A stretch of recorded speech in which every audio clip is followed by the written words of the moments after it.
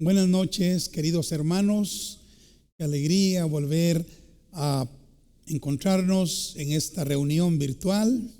Me siento feliz de poder visitarles ahí en la intimidad de su amable hogar. Esperamos que estén reunidos toda la familia.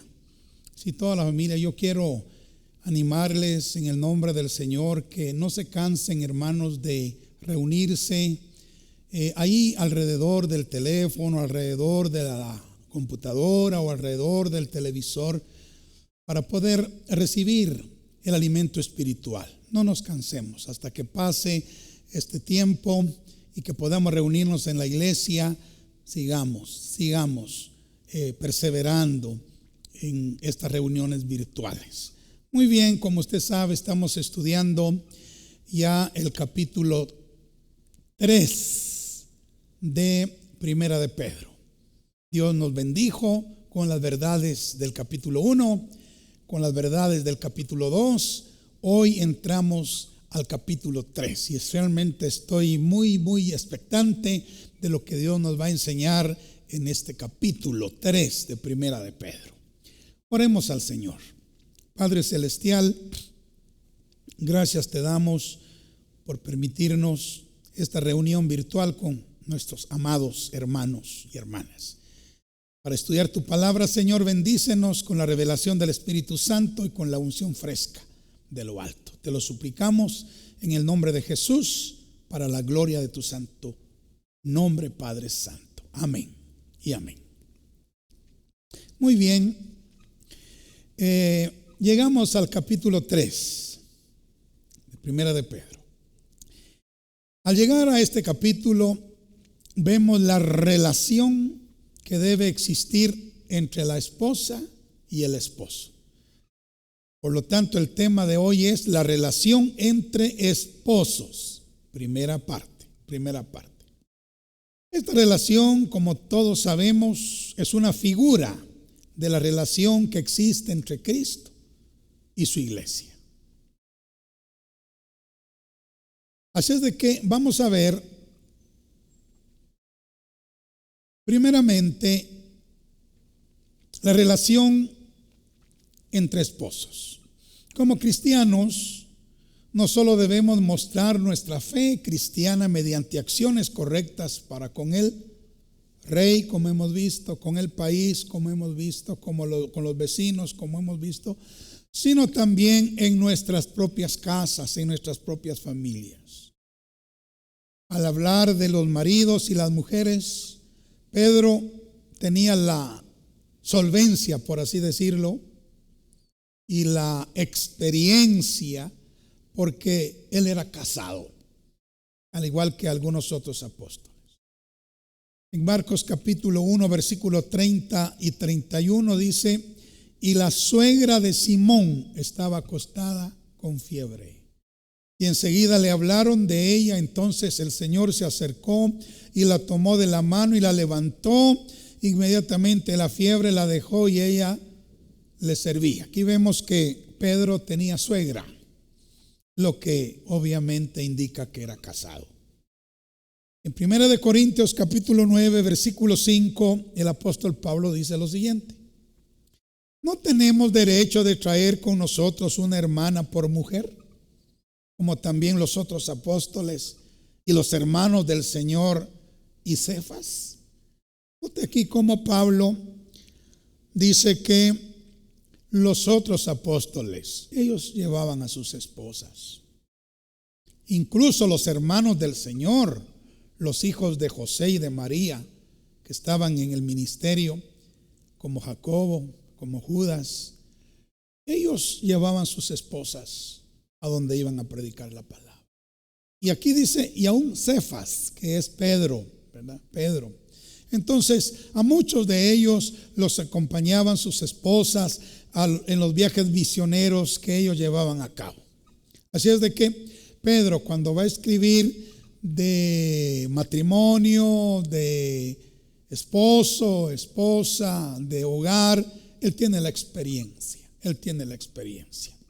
Vemos cómo Pedro delinea algunas características ideales del marido y de la mujer.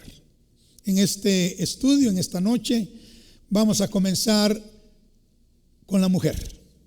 Sí, mis queridas hermanas, como dicen por ahí, ¿verdad? Las damas primero. Las damas primero. Vamos a comenzar a ver lo que la Biblia dice respecto al papel de la mujer en el hogar, en la iglesia, en el reino de Dios. Sí. Y el apóstol Pedro señala 8 elementos del verdadero adorno femenino, de lo que la mujer debe usar para ataviarse espiritualmente. ¿Sí? Y eso lo encontramos en el capítulo 3, vamos al capítulo 3 de Primera de Pedro, del versículo 1 al versículo 6. Dice así la palabra de Dios, fíjense bien. Asimismo vosotras, mujeres, estad sujetas a vuestros maridos, para que también los que no creen a la palabra sean ganados sin palabra por la conducta de sus esposas, considerando vuestra conducta casta y respetuosa. Vuestro atavío no sea el externo, de peinados ostentosos, de adornos de oro o de vestidos lujosos, no, sino el interno, el del corazón, en el incorruptible ornato de un espíritu afable y apacible, que es de grande estima delante de Dios. Porque así también se ataviaban en otro tiempo aquellas santas mujeres que esperaban en Dios, estando sujetas a sus maridos. Como Sara obedecía a Abraham, llamándole Señor, de la cual vosotras habéis venido a ser hijas, si hacéis el bien sin temer ninguna amenaza. Una porción magistral para enseñar a las mujeres cómo deben ser, lo que deben hacer en el hogar, en la iglesia, en el reino de Dios. ¡Qué maravilla! Bueno, analicemos esta porción y veamos estas 8 cosas de las cuales la mujer debe vestirse espiritualmente. Sí, es como su atavío, su vestimenta espiritual. 8 cosas para que Dios la pueda ver a usted, amadísima hermana, respetable hermana, para que Dios pueda verla como una mujer virtuosa, sí, como una mujer digna de ser la representante o el tipo, la figura de la iglesia gloriosa que se casará con Cristo y que vivirá con Él por toda la eternidad. 8 cosas. Bueno, vayamos con la primera. Lo primero que el apóstol Pedro le pide a la mujer es lealtad. Sí, lealtad. El énfasis que Pedro hace en este pasaje al decir, escuche, al decir vuestros maridos, cuando se habla a la mujer, le habla a la mujer, y sus maridos, cuando se refiere a la mujer, es impresionante. Pedro dice, mujeres, están sujetas a vuestros maridos. Me gusta muchísimo la versión Recobro para este versículo. ¿Sabe cómo dice esa versión? Dice, están sujetas a vuestros propios maridos. Y más adelante en el versículo 5 añade, estando sujetas a sus maridos. Y una vez más en la versión Recobro dice, estando sujetas a sus propios maridos. Esta frase, propios maridos, indica la lealtad que cada esposa debe tener para su respectivo esposo. Sí. Ahora, ¿qué es lealtad? Lealtad es el cumplimiento de lo que exigen las leyes de la fidelidad y del honor hacia una persona. Le voy a repetir esta definición. Lealtad es el cumplimiento de lo que exigen las leyes de la fidelidad y del honor hacia otra persona. En este caso, el marido para la esposa. Se requiere que la mujer sea leal a su propio marido. Entonces, el primer elemento es lealtad. Hermanas queridas, vístanse de lealtad a sus propios esposos, a sus propios maridos. Lealtad. ¿Sí? Sean fieles y denle honor a sus esposos. Segundo, en el versículo 1 dice: mujeres, estad sujetas a vuestros propios maridos. Sujetas. Sí. Ahora, el sometimiento de la mujer a su marido es algo que no solo Pedro, sino que los demás apóstoles enseñaban. Sí, la mujer debe estar sujeta a su marido. Y aunque en este tiempo de la famosa liberación femenina se ha tratado de manipular ese término bíblico, dándole otros significados, queriendo evadir lo que realmente el Espíritu Santo quiere decir, nosotros no queremos manipular la palabra. No queremos manipularla, no queremos adaptarla a la cultura, ¿verdad? Moderna. No, queremos interpretarla tal y como el Espíritu Santo la ha declarado. Ahora sabe que el sometimiento de la mujer fue enseñado por Pedro y por los apóstoles, y esa palabra que Pedro usa, mujeres, están sujetas a vuestros esposos. Esa palabra sujetas en el griego es hupotazo. Sí, hupotazo es la palabra griega que se traduce sujetas. ¿Y sabe qué significa? Significa subordinar. Significa obedecer. Significa bajo. Significa sometido, sujeto, sumiso. Sí. Y el ejemplo que Pablo pone al respecto lo vemos en Efesios capítulo 5, versículo 22 al 24. Oiga lo que dice: las casadas estén sujetas a sus propios maridos, como al Señor, porque el marido es cabeza de la mujer, así como Cristo es cabeza de la iglesia, la cual es su cuerpo y Él es su Salvador. Así que como la iglesia está sujeta a Cristo, mire qué analogía más importante.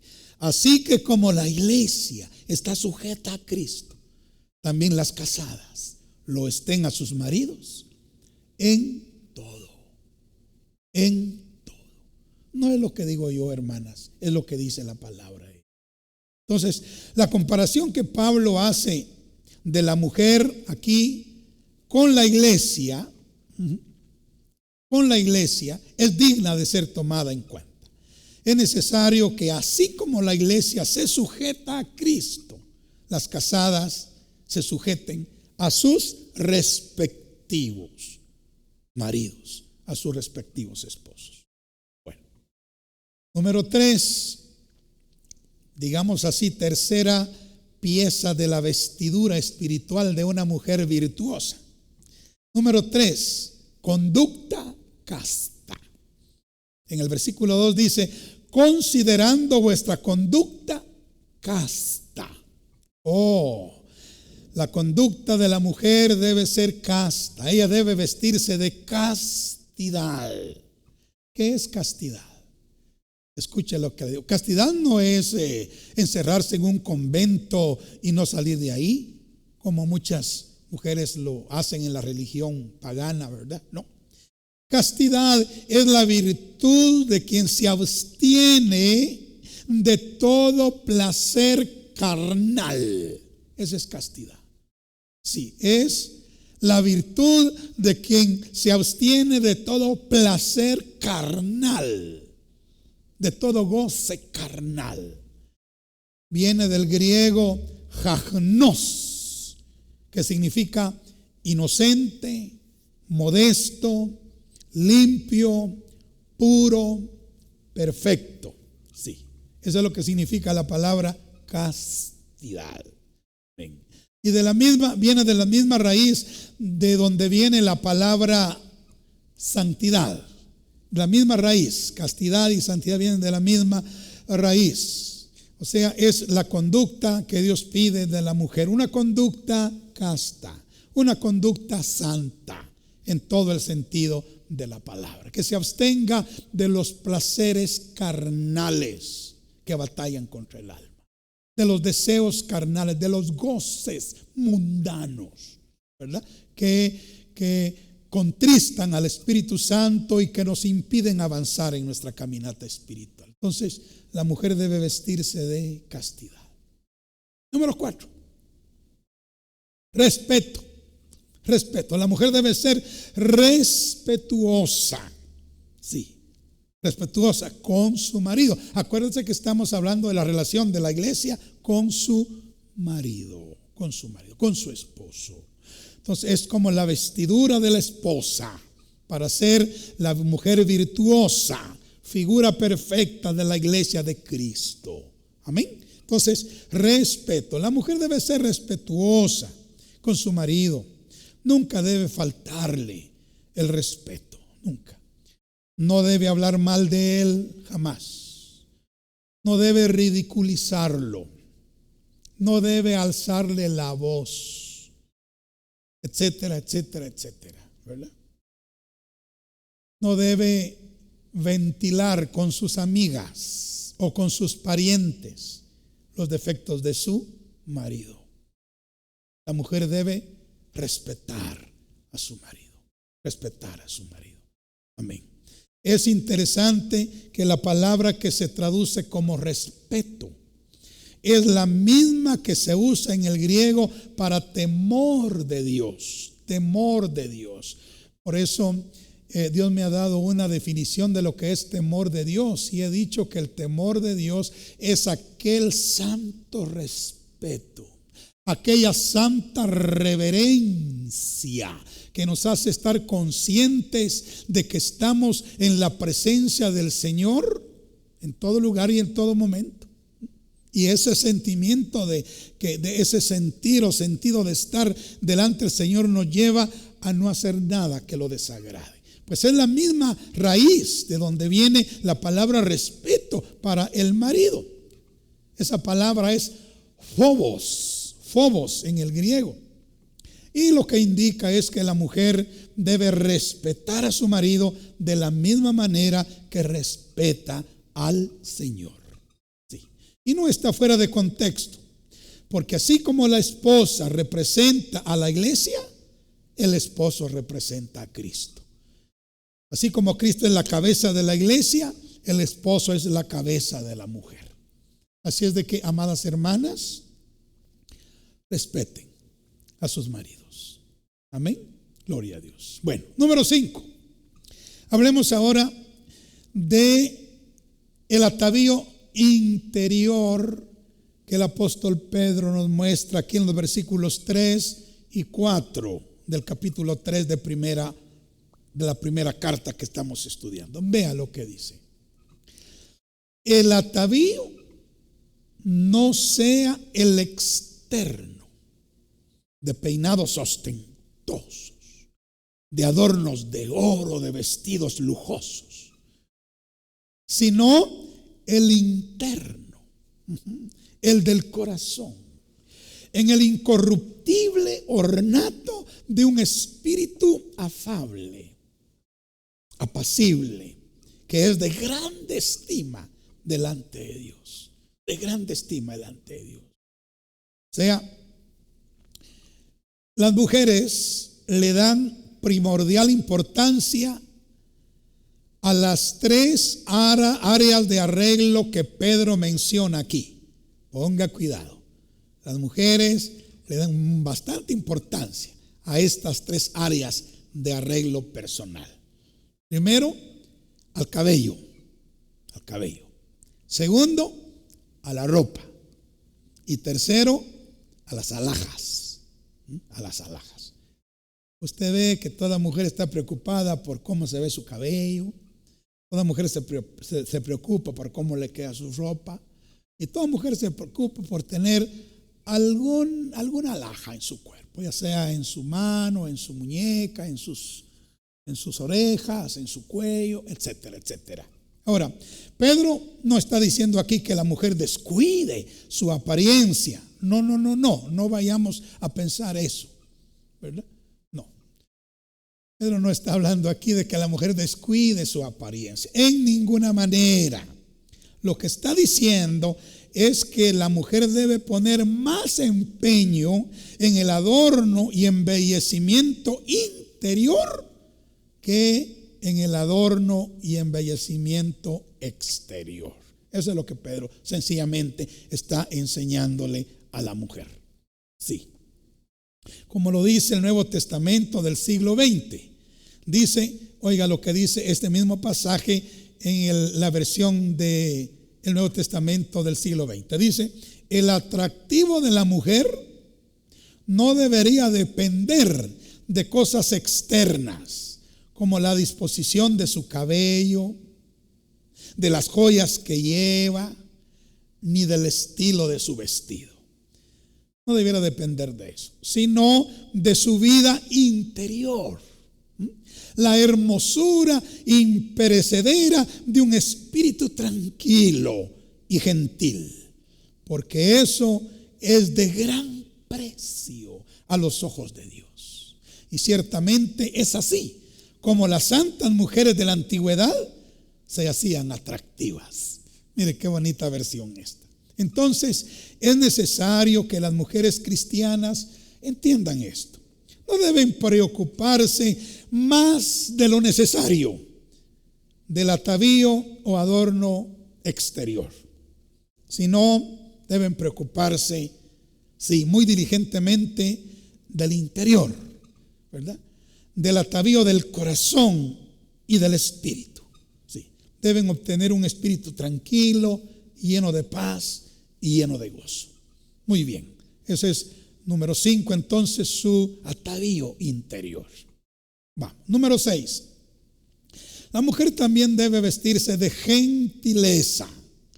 Gentileza. Aquí en la porción que nos ocupa de 1 de Pedro 3 se menciona la palabra afable, espíritu afable, sí, que en otras versiones se lee gentil, espíritu gentil, y tiene que ver con ser cortés, con ser amable, con ser suave y apropiada.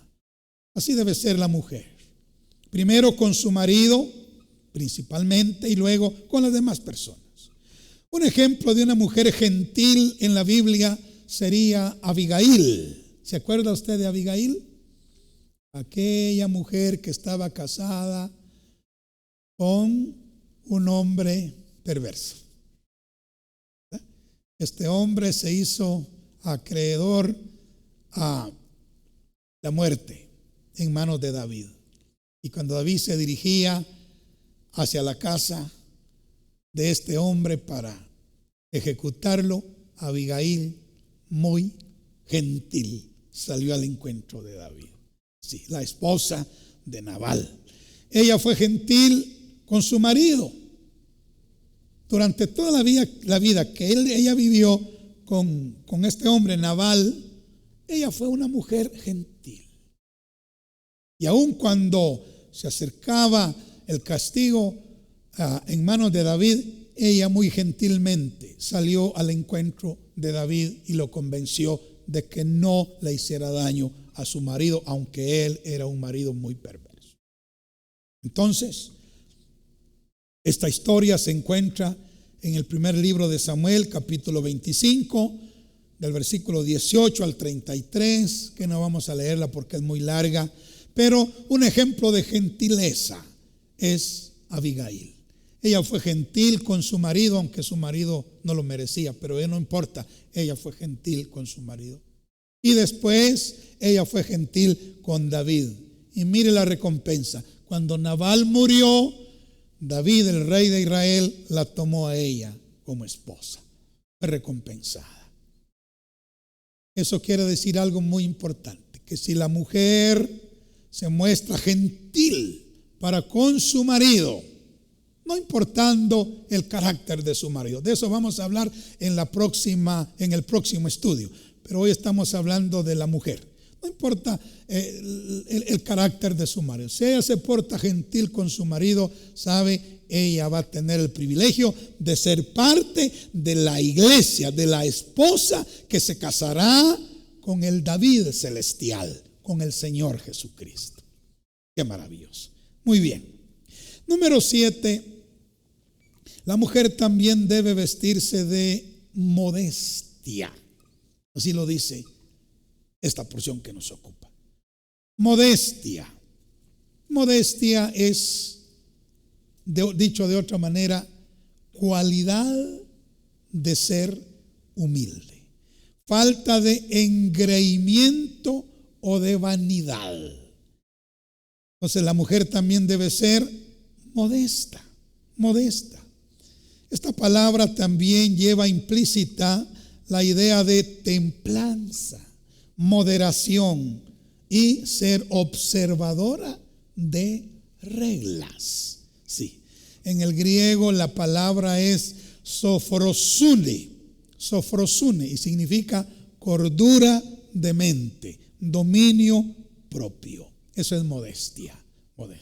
Y es maravilloso ver a una mujer modesta. Maravilloso, ¿sabe?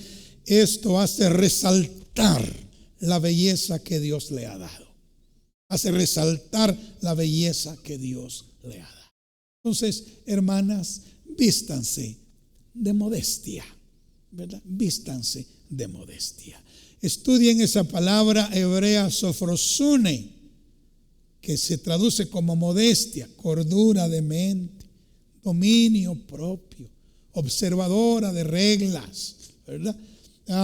Conducta moderada, equilibrada. Sí, equilibrada. Yo entiendo, y Pedro también, y el Espíritu Santo también, que la mujer es gobernada por sus emociones. El hombre es gobernado por su razonamiento y la mujer es gobernada por sus emociones. Pero ya sea que el hombre sea gobernado por su razonamiento, no va a ser perfecto. Y si la mujer es gobernada por sus emociones, no va a ser perfecta, pero sabe, sobre las emociones y sobre el razonamiento está el control del Espíritu Santo. Sometámonos al Espíritu Santo. Mujeres, sometan sus emociones al Espíritu Santo. Hombres, sometamos nuestra razón al Espíritu Santo. Y de esta manera seremos lo que el Señor quiere que seamos. Mujeres, conformes a la voluntad de Dios. Hombres, conformes al corazón de Dios. Amén. Y la pieza número 8 de la vestidura de la mujer, espiritualmente hablando, es ausencia del temor. Aquí en la porción de Primera de Pedro 3, del 1 al 6, encontramos la ausencia del temor. ¿Sabe? La mujer no debe vivir bajo ninguna presión ni amenaza por parte de su marido. Y aquí ya nos vamos como enfilando a el comportamiento del marido. Lo vamos a ver en la próxima clase, pero ya nos vamos enfilando hacia ese punto. Pero todavía estamos hablando de la mujer. Sí. La vida de la mujer debe ser tranquila, sin ningún temor humano. Aquí la palabra que se usa es fobia. Sí. Ahora, ¿qué significa? Espanto, miedo hacia el marido. No, la mujer no tiene que sentir eso. Esta clase de temor conduce a la histeria conduce a la crítica conduce a la confusión, y la confusión impide ser objetivo. Entonces, la mujer no debe vivir llena de temor, no. ¿Sabe una cosa? Cuando Noemí regresó de Moab con Ruth a los campos de Belén, las dos venían viudas, porque Elimelech se había muerto y el marido también de Ruth había muerto. Entonces regresaron a Belén porque ya Dios había visitado con pan esa región que en otro tiempo tenía hambre. Entonces, cuando Noemí y Ruth están ya en Belén, Noemí le dice estas palabras a Ruth: no he de buscar reposo para ti. Y esa palabra reposo, en el contexto en el que fue dicho, significa esposo para ti o matrimonio para ti. Eso es lo que dice Noemí, que es una figura del Espíritu Santo. No he de buscar yo reposo para ti. No he de buscar yo un esposo que te traiga reposo. No he de buscar yo un matrimonio para ti donde tú puedas tener tranquilidad y reposo y que seas libre de todo temor. De todo temor. O sea, la mujer no debe vivir llena de temor en el hogar, sino para eso se ha casado, para ser libre del temor, para vivir apaciblemente, para vivir tranquilamente, para no vivir bajo presiones de terror, de espanto, de miedo hacia su marido o hacia las circunstancias de la vida. No, debe vivir tranquila en su hogar. Y esa tranquilidad, pues obviamente se la debe proporcionar el marido. El marido. Bueno, esas son las 8 virtudes que toda mujer cristiana debe desarrollar en su vida. Repasémoslas. Primero, debe ser leal a su esposo, leal. Debe ser sujeta. Debe ser casta. Debe tener un espíritu afable, o sea, cariñoso y apacible. Debe ser respetuosa. Debe ser gentil. Debe ser modesta y sin temores negativos. De esto se debe vestir la mujer cristiana, la mujer virtuosa, aquella mujer que representa a la iglesia que se casará con Cristo Jesús. Bueno, para cerrar esta parte, estimadas hermanas, quiero que leamos Tito, capítulo 2, versículo 3 al 5. Miremos lo que dice. Las ancianas, y aquí quiero referirme a un gremio muy especial de la mujer. Voy a referirme a 2 gremios. Las ancianas, asimismo, sean reverentes en su porte. No calumniadoras. Cuidado. No esclavas del vino. Cuidado. Maestras del bien. Mujeres, maestras del bien. Escuche, que enseñen a las mujeres jóvenes a amar a sus maridos y a sus hijos. Ese es un trabajo de la mujer anciana, de la mujer madura. Debe trabajar en enseñar a las mujeres jóvenes a amar a sus maridos, a amar a sus hijos.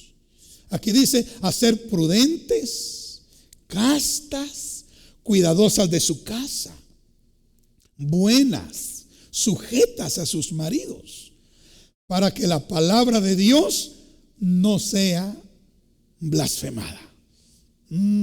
Esto me da a entender a mí que muchas veces la palabra de Dios ha sido blasfemada por causa de la conducta de algunas mujeres. Por eso dice aquí Pedro que la mujer debe ser esto y debe hacer esto para que la palabra de Dios no sea blasfemada.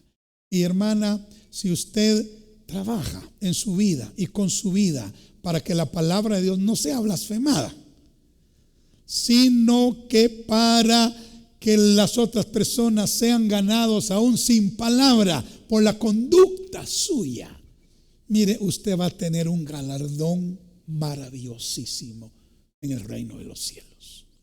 Usted va a ser coronada de gloria, de honra en el reino de Dios. Amén. Así es de que yo sé, y déjeme decirle para terminar esto, existe una enorme necesidad en la iglesia de que las ancianas enseñen a las mujeres jóvenes a ser la clase de mujer que Dios quiere que sea. Sí, hay necesidad de mujeres virtuosas, de mujeres piadosas, de mujeres maduras, de ancianas fieles, que le enseñen a las mujeres jóvenes a conducirse correctamente.